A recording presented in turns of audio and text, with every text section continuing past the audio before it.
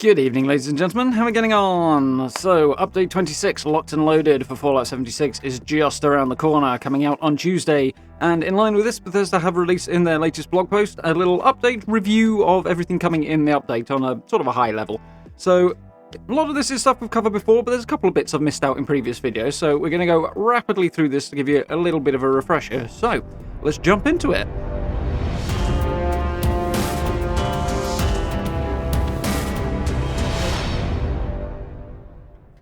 Okay, so nothing massively new in this blog post, sadly, but there is some cool information. So, Fallout 76 Inside the Vault Locked and Loaded Update Preview. Locked and Loaded is on its way to Fallout 76 next week, and we've rounded up everything you need to know about the new features and improvements it contains to help you prepare for Patch Day. Additionally, we've got new details on a Aplenty weekend, which kicks off today. Cool.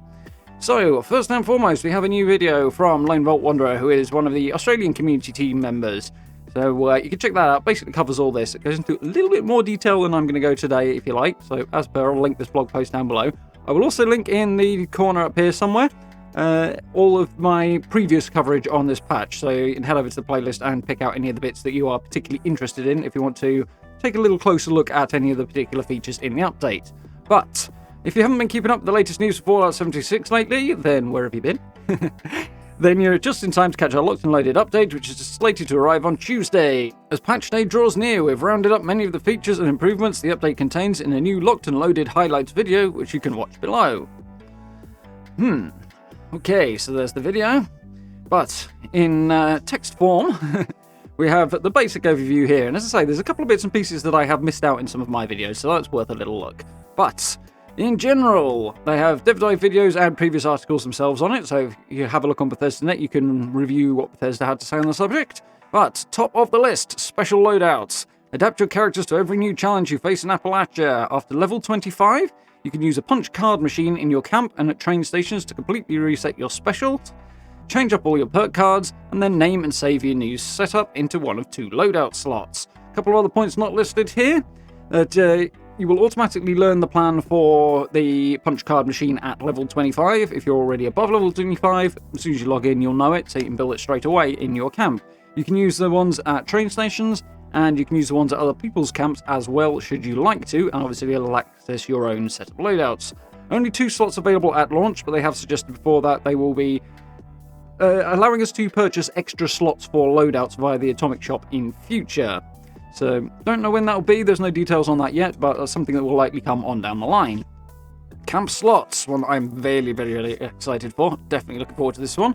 The addition of camp slots will allow you to build out a brand new home in Appalachia without giving up your existing abode. We've made significant adjustments to display cases and vending machines so that they're more flexible when you've got more than one camp. Watch our video, read our article about camp slots and special loadouts directly from the dev team. So, in short, you will have the option to choose a second slot and build a new camp, preserving your existing one, and then you can simply toggle between the 2.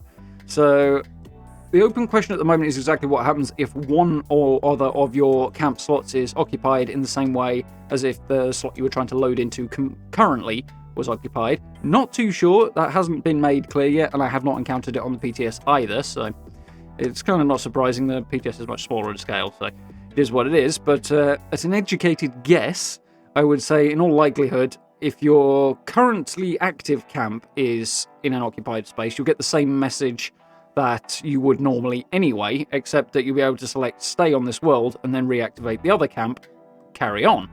In the event that you are trying to swap to another camp and that spot is occupied, I would assume you will get a message that says, this spot is occupied, you can't be placed. So you just simply won't be able to activate that camp.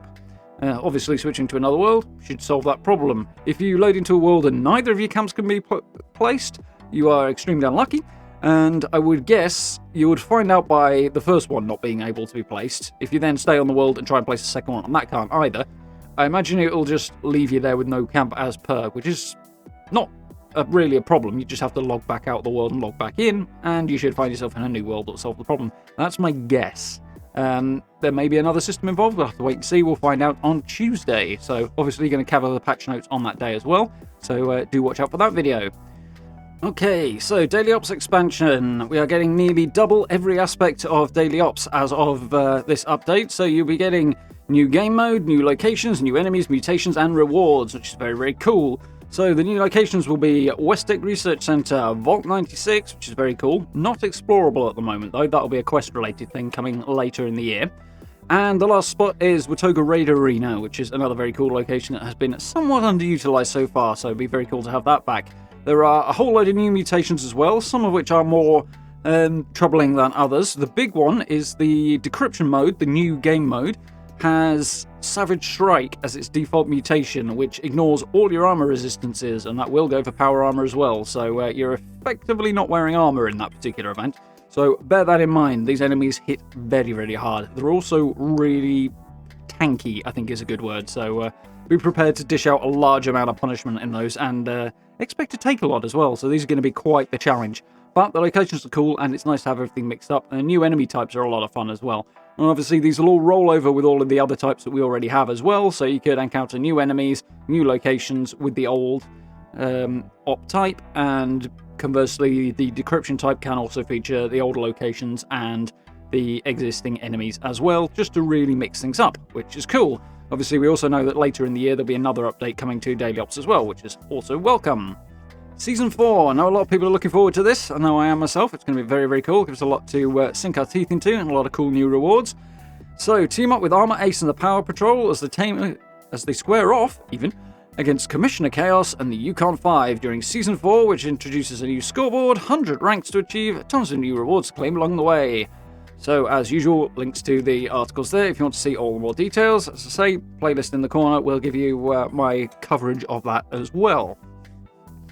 So, Mannequins, long requested for camps. You'll be able to display your outfits in your camp. Simply build a mannequin, assign your outfits to it as per a display case, and then you can show it off, much like you used to be able to in Fallout 4, so very, very cool. There is, I believe, a limit of 5 per camp, so something to bear in mind. I would expect shelters to have a separate limit on that. They certainly do with most other things, so hopefully that will be the case, but something to bear in mind nonetheless. Obviously, they share stash inventory space, so possible they might share maximum limits, but I doubt it. We'll have to wait and see for confirmation though. Aim assist for those who prefer controllers or only have that option. You can now snap your sights onto enemies a little bit more easily when you are free aiming as opposed to VATS, so that's very, very cool. World activity updates. So this is one I have missed a couple of details on before. I've said this is the thing in the bottom corner of the map where daily ops currently appear. It's also going to include public events. That's the ones with the exclamation mark that drop treasury notes. And there's a few other things going on in there as well, which I had missed out. And that would also be nuke zones, if you're reasonably near one, I think. And nearby player vendors will be appearing on there as well. And it says more as well, which I haven't noticed anything more. Just hasn't popped up while I've been playing. But nonetheless, you should see that world activity tracker a lot more populated. So if you're looking for something to do, should be that much easier to find something, which is very, very cool. Crafting sliders we have covered before. Basically allows you to bulk craft items like ammo or chems or food or anything like that. You simply drag your slider across, job's a good one. Nice and easy. And of course, as many have requested knowing, does Super Duper work as per usual? Yes, it absolutely does. It will tick, or it will have the appropriate number of chances to tick based on the number of stacks you are producing. So if the food item you normally make in units of 1 at a time, each one will give you a chance to tick Super Duper. If you normally make something in batches of 25 prior to this update, then for every 25 you get a chance to roll Super Duper. So much the same as it always was, just behind the slider now. Melee improvements are very, very welcome. All your melee weapons should be much more reliably landing on target, and hopefully that will mean misses are also tracked more accurately, preferably on the part of the enemies, because we know how annoying it is to see a mutant hound go flying past your face and hit you anyway.